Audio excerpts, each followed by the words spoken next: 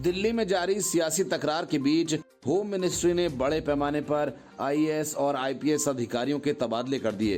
केंद्रीय गृह मंत्रालय ने दिल्ली में तैनात कई आईएएस और आईपीएस अधिकारियों को दूसरे केंद्र शासित प्रदेशों में भेज दिया है और दूसरे केंद्र शासित प्रदेशों में तैनात किए गए कई अधिकारियों को दिल्ली बुला लिया।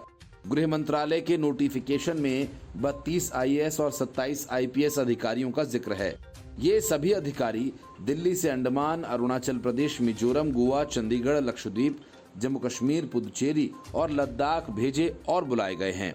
गृह मंत्रालय के नोटिफिकेशन में 2003 से 2019 बैच के आईएएस और 2004 से 2019 बैच के आईपीएस अधिकारियों का जिक्र है। प्रशासनिक तौर पर हुए इस फेरबदल के बाद दिल्ली की सियासत में नई हलचल पैदा हो सकती है। पिछले कई दिनों से दिल्ली में अधिकारियों के ट्रांसफर और पोस्टिंग को लेकर बड़ी बातें चल रही थी। इस बात की भी चर्चा हो रही थी कि दिल्ली पुलिस में बड़े पैमाने पर फेरबदल किए जाएंगे।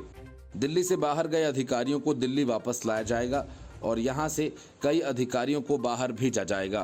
पिछले दिनों ही दिल्ली में अधिकारियों के ट्रांसफर पोस्टिंग के पावर को लेकर सुप्रीम कोर्ट के फैसले के बाद केंद्र सरकार ने एक अध्यादेश जारी किया था।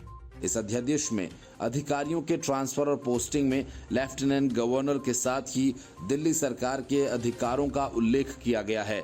सुप्रीम कोर्ट के फैसले के बाद केंद्र सरकार ने दिल्ली के उपराज्यपाल को उनका खोया हुआ अधिकार वापस दे दिया। केंद्रीय गृह मंत्रालय ने दिल्ली पुलिस आयुक्त संजय अरोड़ा के पदभार ग्रहण करने के बाद आईपीएस से लेकर दिल्ली पुलिस में निचले स्तर तक के कर्मचारियों का बड़े स्तर पर तबादला नहीं किया। पहले उन्होंने प्रशासनिक स्तर पर हर चीजों को समझने की कोशिश की। इसके बाद अब ट्रांसफर पोस्टिंग पर फोकस करने का निर्णय लिया है। दिल्ली में कानून व्यवस्था को सुधारने के ख्याल से आने वाले दिनों में कई कदम उठाए जाने हैं।